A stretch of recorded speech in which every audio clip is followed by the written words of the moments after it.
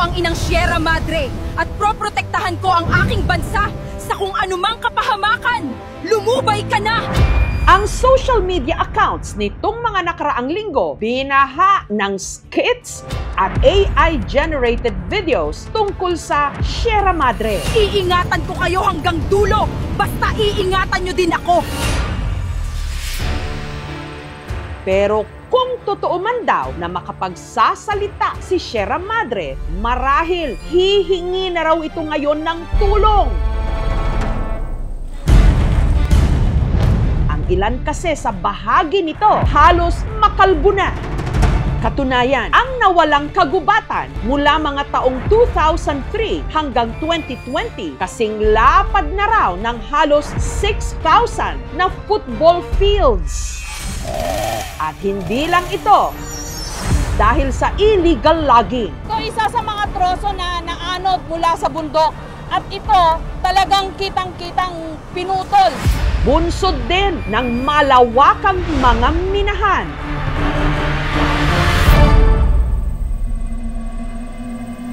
Mula Maynila, bumiyahe ang aming team ng 9 na oras patungong probinsya ng Isabela. Ayon kasi sa datos ng MGB o ng Mines and Geosciences Bureau ng DENR noong December 2022, dito matatagpuan ang isa sa 2 metallic mines na nag-ooperate sa Sierra Madre, ang minahan ng nickel sa bayan ng Dinapige, ang Dinapige Mining Corporation. Ang barangay Dimalwadi, isa sa 6 na mga barangay na sakop ng minahan. Ito rin ang pinakamalapit na barangay sa mining site. Grabe, sinira nila yung bundok. Yun hanggang taas. Sa satellite image namang ito, makikita ang lawak ng pinatag na bahagi ng kabundukan. Sa pagtatanong-tanong ng aming team, hati ang opinyon ng mga residente tungkol sa operasyon ng minahan sa kanilang lugar. Pabor ako, ma'am. Doon ako kumikita, ma'am, pambuhay ko sa pamilya ko kasi di man ako nakapag-aral, ma'am. Tutol kami noon, ma'am. Kaya lang, yung inihiling namin na project, nagbibigay sila. Kaya nga, hindi na kami umiimik. Tapos yung mga bakod namin, school namin na ipapatayo, ma'am. Yung mga mahihirap, umangat din ng kaunti, makapagpaaral ng anak. Kahit na may mining, hindi namin gaanong nararamdaman yung pag-unlad. After 25 years, wala na sila. Paano na kami? Si Mang Rogelio, pabor daw dati sa operasyon ng minahan. Katunayan, minsan pa raw siyang nagtrabaho roon. Pangako nila lahat ng pribilehiyo may bibigay. At ang alam ko, maganda yan para umunlad ang barangay. Pero kalaunan, umalis din daw siya sa minahan nung siya'y naging senior citizen at piniling muling magbungkal ng lupa sa bukid. Dito na raw niya napansin ang epekto ng minahan sa binalikan niyang sakahan. Ang tubig kasi na dumadaloy sa kanilang irigasyon, naging kulay pula. Nahaluan na ng metal na laterite na nagmula rin sa mga minahan. Yung laterite, pag pumapasok sa irrigation namin, dito dumadaan. Meron din kaming kanal doon. Sa kabilang yun, siya ang nagkukuhanan namin ng tubig pero galing din dito. Yung basura ng mina, umaabot sa aming mga tubigan. Pag umabot sa aming mga tubigan, nababansot yung aming mga pananim. Lumalason sa palay. Nandito po, ma'am, yung aming inani noong October. Lumiit din daw ang naiuuwi niyang kita. Maabot ako ng 104 doon noong una. Pero sa ngayon, pinakamataas ko na lang 70 pababa na. Parang nakuha na namin ng apekto dyan sa mining. Sa aming pananaliksik na pag-alamang July 2007 nung inisyuhan ng MGB ng DENR ang nooy Platinum Group Metals Corporation ng MPSA o Mineral Production Sharing Agreement. Kasunduan sa pagitan ng gobyerno at ng isang mining company na nagbibigay pahintulot na mag-explore, mag-develop at mag-produce ng mineral resources sa isang lugar. Naipasa ito sa Geogen Corporation noong 2009 hanggang nakuha ng Dinapige Mining Corporation noong 2015. Kaya pinayagan itong magsagawa ng mining exploration activities sa Isabela sa loob ng 25 taon o hanggang 2032. 2021 nung nag-full swing ang operasyon ng minahan, pero makalipas lang ang 4 na taon, ganito na kalaki ang ipinagbago ng bahaging ito ng Sierra Madre. Samantala, ilang kilometro lang ang layo mula sa barangay Dimalwadi, narating din ng aming team ang entrada papasok sa minahan ng DMC o ng Dinapigue Mining Corporation. Sinubukan naming makipag-ugnayan sa kanilang opisina pero hindi nila kami pinahintulutang makapasok sa minahan. Gayunman, nagpaunlak ng panayam ang kinatawan ng DMC. Ng 2020, nung nasecure na rin po namin yung mga permits, Environmental Protection and Enhancement Program and Environmental Impact Assessment, doon na rin po kami nag-start para sa pagmimina. Gusto ko lang pong i-klaro na wala po kami sa loob po ng Sierra Madre. Meron po kaming 1.1 kilometers no, simula po doon sa buffer zone, doon sa protected area ng Sierra Madre. Pero para sa Greenpeace East Asia, kaduda-duda ang operasyon ng DMC sa Isabela. Alam natin na ang mga malalaking kumpanya na to, ang pakinabang ng mga mina to is of course profit. Kapag umalis na yung kumpanya, kapag namina na lahat, wala nang matitira sa kanila. Tapos degraded pa yung environment. Lose-lose situation. Hindi naman natin sila masisisi kung ganyan yung magiging impression nila. Karoon naman po ng assessment po ang MGB together with the third party na nasa 86% naman po yung pabor para mag-mina po kami. Grabe, sinira nila yung bundok. Ang tanong ngayon, kung may mga negatibong epekto pala ang operasyon ng minahan sa Sierra Madre na isa pa man ding protected area, paano at bakit pinayagang mag-operate ang DMC doon? Sinubukan ng aming team na kunin ang panig ng MGB DENR na siyang nag-issue ng pahintulot sa DMC pero tumanggi silang magpaunlak ng interview. Ay, mahalaga sa amin yan, ma'am. Pag may bagyo ito, nakakaharang sa amin para hindi masalanta yung aming mga bahay, mga ari-arayan, pati yung aming mga pananamit. Kung ang mga probinsyang sinasandigan ng Sierra Madre sa Luzon ay madalas nasasalag mula sa bagsik ng mga bagyo. So kayo guys, baha. Sa barangay Guadalupe naman sa Cebu City, ibang kwento ang nangyari.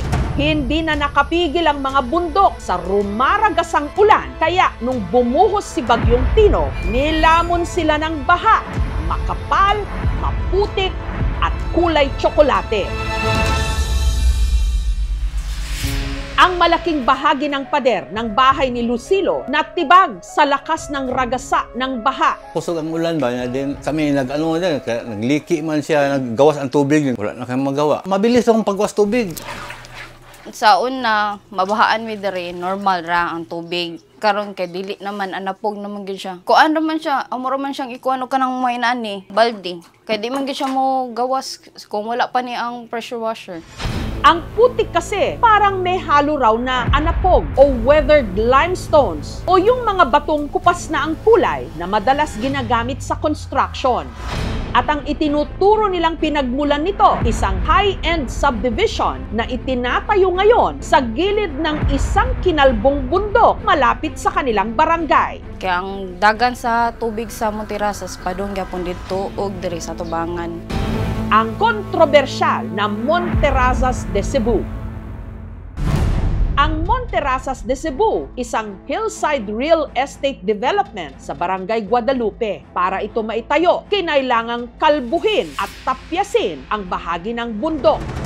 Taong 2006, nung unang i-develop ng Genvi Development Corporation ang proyekto, nabigyan din ito ng DENR, Environmental Management Bureau sa Central Visayas, ng ECC o ng Environmental Compliance Certificate.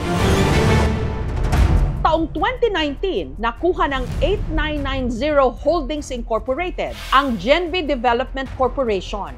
Muli nitong itinuloy ang mga proyekto ng Monterrazas de Cebu.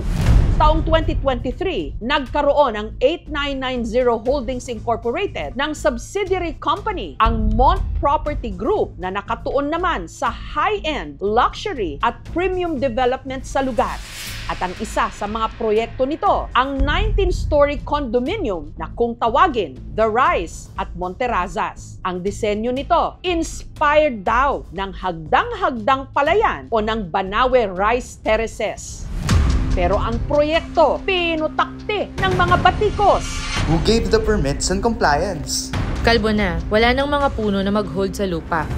Ngunit ayon sa isa sa mga developer nito, ang civil engineer at content creator na si Slater Yang, kampante sila sa isinagawang pag-aaral ng kanilang mga researcher at engineer na wala raw magiging masamang epekto ito sa kapaligiran. This whole structure is now spread out across the mountain, making it a whole lot safer and less yung environmental impact natin. By doing this strip also of greenery, we are able to give back towards the mountain. Ang proyekto, pinasinayaan November 2024. Sa parehong taon, nabigyan din sila ng approval ng DENR sa pamagitan ng inamyendahang ECC. Pero sa paghagupit kamakailan ng Bagyong Tino, ito ang mga naiwan. Ano nagkasalanan talaga yun? Taga-Monterrasas. Kasi sila doon, kapag umapaw yung dam nila, dadaan din sa amin. Hindi pa naglabas ng pahayag si Slater Yang. Hey guys! Pero sa kanyang vlog taong 2023, sinabi niyang kukonsulta sila sa mga eksperto. Our team is composed of dedicated architects, a lot of engineers and sustainability experts, and we went through about 300 revisions just to make sure that we build this according to the best practice possible. Sinubukan ng aming team na kuhanan muli si Slater Yang ng bagong pahayag, pero wala pa rin siyang tugon. Sa kabila ng mga aligasyong ito, nagpapatuloy ang operasyon ng Monterrasas de Cebu. Nito lang Miyerkules, binisita ito ng isang arkitekto. Yun yung mga project ni Slater, yung Sky Estates. Multi-level na project. Ang ilang istruktura tapos na at meron nang nakatira. Gayunman, may malaki pa ring bahagi ng proyekto na kailangang tapusin. Ito yung part sa detention pond, tapos doon yung clubhouse. Samantala, sa ibabang bahagi ng nasabing clubhouse, matatagpuan ang tinatawag na detention pond o yung nagsasalok ng tubig na ibinababa ng bundok. Dumating yung bagyo, doon nakita yung problema. Si Jeffrey, trabahador sa paggawaan ng sasakyan sa ibaba ng detention pond. Ulan. Sa kasagsagan ng Bagyong Tino, nasaksihan daw niya kung saan mismo nanggaling ang tubig bahang nanalasa sa barangay. Dito po lumabas yung tubig. May parang butas daw kasi kung saan dumaloy ang maraming tubig mula sa detention pond patungo sa ibabang bahagi kung nasaan ang mga kabahayan. Kusog ka ng baha, hindi ka niya. Sana nga mapatigil na. Kasi kawawa kami dito eh. Maraming nadadamay. Ang amua lang yun, bisag magsige mo bakbak, diha mo orgapon, di mo magunahon na, di mo makonsensya sa inyong gipang buhat. Kay kamera man gihapon maalaot. We're very worried about the situation nung sa malapit sa area ng Monterrasas. Yung na-experience namin ng Typhoon Tino was very much different from Typhoon Odette. Nag-experience kami ng unprecedented levels of flooding and nakita natin na marami talaga na-affected. Nagsagawa ng investigasyon ang DENR at nakitaan daw nila ang proyekto ng maraming environmental violations. Napag-alaman din ng ahensya na mahigit 700 na mga puno na raw ang pinutol sa lugar at 11 na lang ang natira sa 745 na naitala noong 2022, bagay na mariing pinabulaanan ng Mon Property Group. The claim that Monterrasas de Cebu cut down more than 700 trees is grievously false, and we are confident that any evidence that may be presented to assert this narrative can easily be disproven. Inisyohan ng EMB ng Notice of Violation at Stoppage Order ang proyekto. Muli ring siniyasat ng DENR, ng Senro at ng Barangay Guadalupe ang water detention pond at nakita nila na ang ilan sa mga ito damaged o heavily silted na kaya't naapektuhan ang kapasidad nito. Ang issue sa Monterrasas de Cebu, inimbestigahan na rin ng Senado. Average rainfall is 136 millimeter. Ang bumagsak po ng Tino is 183 millimeter. Sa lakas po ng ulan, talagang hindi po kinaya. Ang violation nga niya, yung during emergencies and heavy rainfall, wala siyang naging contingency plan. Kaya yung mga in-establish niya doon na mga kinompak niya, because of the heavy rainfall, yun po ay bumigay at sumama sa waterway.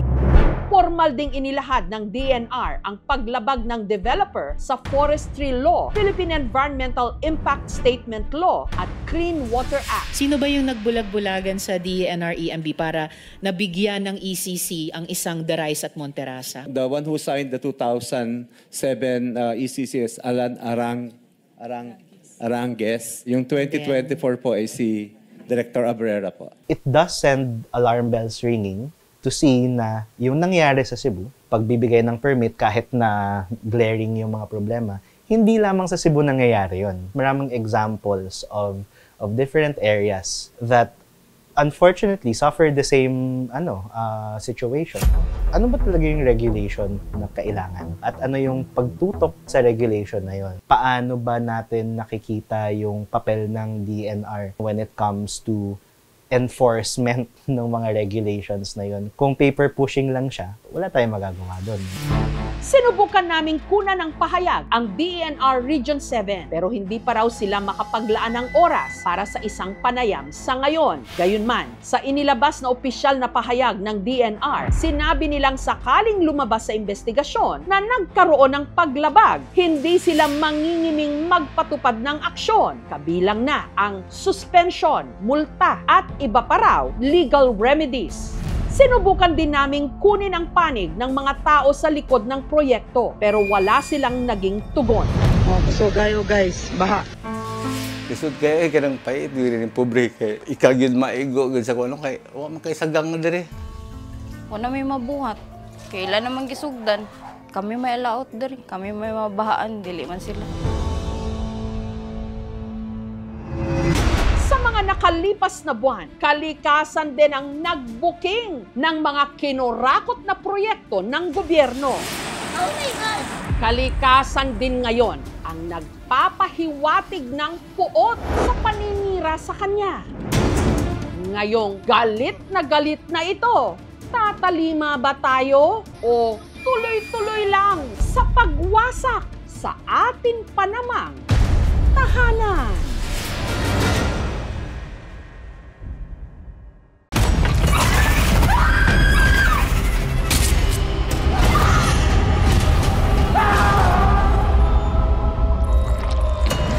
Alangga ko ikaw, Apo.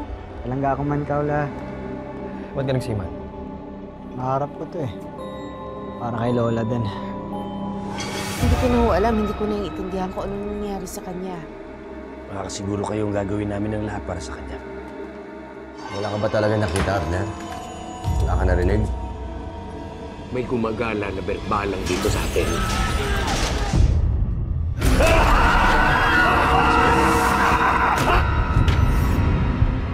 Ang mga nangangambang puso't isip, ginagamit yan ng demonyo para kumapit sa kaluluwa ng tao.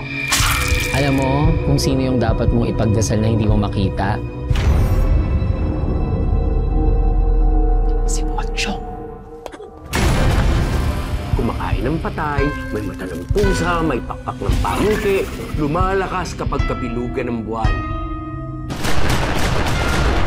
Mag-iingat ka sa masusunod mo sasabihin. You know about the Pochong? Please refrain from talking about Pochong. Do not attract its attention. Father Rex, yan po bang pinakamatinding sanik na naharap ninyo? Hindi ako titigil hanggang hindi ako nakapaningin. Hindi tayo magpapatay. Kakampi natin ng Diyos. Huwag mo makita sa akin! Ha? Masusunod ang karuna mo, Silvierno! Mapatawad ng Diyos sa lahat ng lumalapit sa kanya!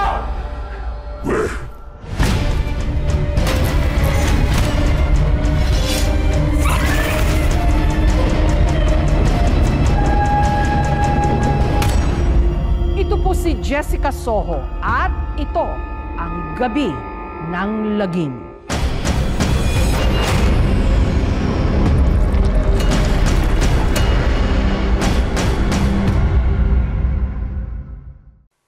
Thank you for watching mga kapuso. Kung nagustuhan niyo po ang videong ito, subscribe na sa GMA Public Affairs YouTube channel And don't forget to hit the bell button for our latest updates.